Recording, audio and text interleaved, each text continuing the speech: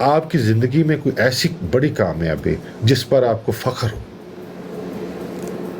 الحمدللہ کامیابیاں تو بہت ساری ملی، لیکن ایک مجھے جہاں سے شہرت حاصل ہوئی اور اللہ تعالیٰ نے بڑی عزتوں سے نوازا الحمدللہ، اور اس کے بعد ایک نام اور مقام پیدا ہو گیا 1997 میں. ہاں جی 1997 میں. اس سے پہلے بھی تھا، لیکن اس کے بعد لوگوں نے مجھے ہاتھوں ہاتھ لینا شروع کر دیا اور ہم ایک محفل میں گئے، خاتون جنت کانفرنس کے نام سے سالانہ 3 رمضان کو ہوتی ہے، اور یہ فیض بی بی فاطمہ سلام اللہ علیہا ہے کہ مجھے بی بی فاطمہ سلام اللہ علیہا کی محفل سے بڑی برکتیں حاصل ہوئی. ہم اس محفل میں گئے اور لیٹ ہو گئی، تیسرا روزہ تھا. ہم روزہ کھلنے کے بعد گھر آئے، ابو بہت غصے ہوئے، امی کو بہت غصے ہوئے. ہم سب نے روزہ بھی نہیں کھولا، سارے ایسے ہی سو گئے. بہت روئی، میں بھی میری امی بھی. اور پتہ ہے کہ نا ہوتا ہے، پرانے دور تھے، ابو نے کہا کہ پتہ نہیں کہاں گئے ہیں، کیا ہے. یعنی یہ دور نہیں تھے، فون نہیں ہوتے تھے اس وقت کہ کوئی کسی کو موبائل پہ فون کر کے پوچھ لے. ہاں ہم محفل کا بتا کے گئے اور اندھیرا ہو گیا. اور جب میں واپس آئی تو ہمیں بڑی ڈانٹ پڑی. اگلے دن ابو بازار گئے، ابو کی بازار کے اندر شاپ تھی، مین بازار کے اندر. اور جب ابو گھر واپس آئے نا، اتنے مٹھائیوں کے ڈبے تھے ابو کے پاس. اور ہم نے کہا ابو خیر ہے، اتنی مٹھائیوں کے ڈبے؟ تو میرے ابو نے آ کر میرا ماتھا چوم لیا اور مجھے گلے لگا کر رونے لگے.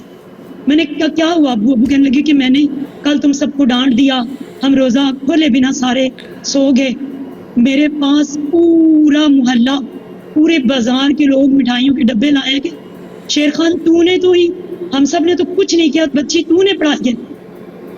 ہماری بیویاں ساری گئی ہوئی تھیں، تمہاری بچی نے اتنا اچھا وہاں پہ پڑھا، اتنا اچھا تمہاری بیٹی نے خطاب دیا، اتنی اچھی وہاں پہ قرات کی، نعت پڑھی، نقابت کی، کہ ہم حیران رہ گئے کہ یہ ہمارے محلے کی اور ہمارے بھائی کی بیٹی ہے. یقین جانیے اس وقت ابو وہ بوریاں ہوتی تھی ان کے اندر مٹھائیاں لے کر آئے تھے. اور میری وہ سب سے بڑی کامیابی تھی، سب سے بڑی. سبحان اللہ، سبحان اللہ. اس کے ساتھ ہی کوئی اداس لمحہ زندگی کا سب سے اداس لمحہ؟ اداس دو میری زندگی کے بہت اداس لمحے اب یاد آتے ہیں تو سانس رکنے لگتا ہے. میں بڑے آرام سے اپنے روم میں بیٹھی ہوئی تھی، صفائیاں کر کے. میری عادت ہوتی تھی میں صبح ساری صفائیاں کر لینی، بچوں کو اسکول بھیج کے کپڑے دھو لینے، استری کر لینے، کھانا بنا لینا، تاکہ میں 2-3 گھنٹے پھر ریسٹ کر سکوں. پاکستان میں ٹائم مل جاتا تھا. اور میں نا اسی طرح بیٹھی ہوئی تھی اور فون آیا، امی کا فون آیا کہ ابو لوگ اس وقت ہمارے سگیاں میں رہتے تھے، ابو نے کارخانے میں کام کرتے تھے، سبزی کی دکان چھوڑ دی ہوئی تھی، کہ تمہارے ابو کا مشین کے اندر ہاتھ آ گیا. اور ابو کو کوئی پتہ بھی نہیں تھا، بس فیکٹری والوں نے بتایا. اور میں نے اپنے دیور کو فون کیا، کچھ سمجھ نہ آئے. ایک بھائی کالج گیا ہوا تھا جو چھوٹا بیمار ہے، میرے بھائی کو پورے جسم پہ الرجی ہے، چھوٹے کو اس کے جسم میں سے ہر وقت پیپ وغیرہ رستی رہتی ہے، لیکن ماشاءاللہ ICS اس نے کیا ہوا ہے. وہ کالج گیا ہوا تھا، بڑا کسی کام سے گیا ہوا تھا، اور کسی کا کوئی پتہ نہیں تھا کہاں ہے. کہ امی نے مجھے کال کی، امی کو کچھ سمجھ نہیں ہے. میں اپنے دیور کے ساتھ کوئی سمجھ نہ آئے، ہوش اڑے ہوئے تھے کہ پتہ نہیں کیا ہوا ہوگا. امی ہاسپٹل پہنچے، میرے ابو کے پورے کپڑے خون تھے، اور ابو کے ہاتھ پہ پٹی تھی اور اس میں سے بھی خون نکل رہا تھا. اور ڈاکٹر کہہ رہے تھے کہ آپ کے ابو کا ہاتھ ختم ہو گیا، یہ کٹ جائے گا. وہ بڑا دردناک لمحہ تھا ہمارے لیے، اور بڑا تکلیف دہ لمحہ تھا، اور آنسو نہیں رکتے تھے، ہچکیاں نہیں رکتی تھیں. اور استغفر اللہ. اور سب سے بڑا دکھ کا لمحہ یہ تھا کہ جب میرے ابو کا ہاتھ کٹا ہوا تھا تو سامنے ڈسپنسری تھی، وہاں پہ گئے تو نرسیں بے ہوش ہو گئی، کسی نے نہیں دیکھا. چھوٹا سا بچے کے ساتھ گاڑیوں کو، رکشوں کو ہاتھ دیتے رہے. ایک رکشے والے نے روکا، کوئی اتنی دیر خون بہتا رہا. اور یہ ہمارے ملک کے حالات ہیں، اس لیے تو ہمارے اوپر حکمران ایسے ہیں. پھر وہ میو ہاسپٹل تک پہنچے، اور بس اس کے بعد دوسری دفعہ جب زندگی کا دکھ دونوں دفعہ ابو کی طرف سے ملا.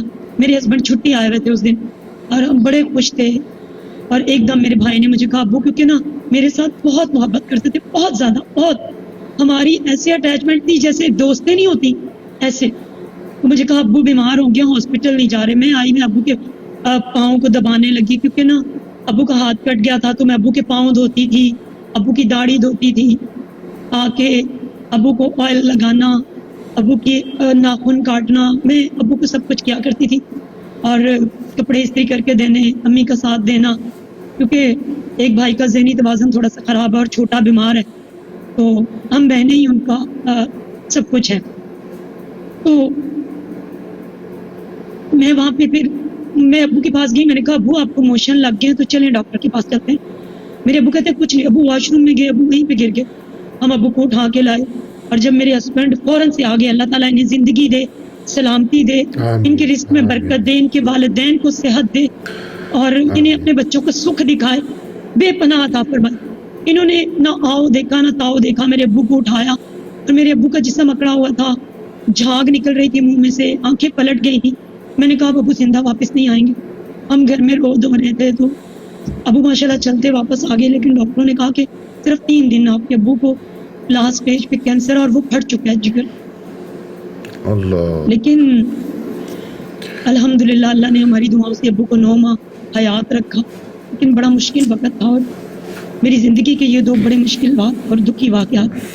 اللہ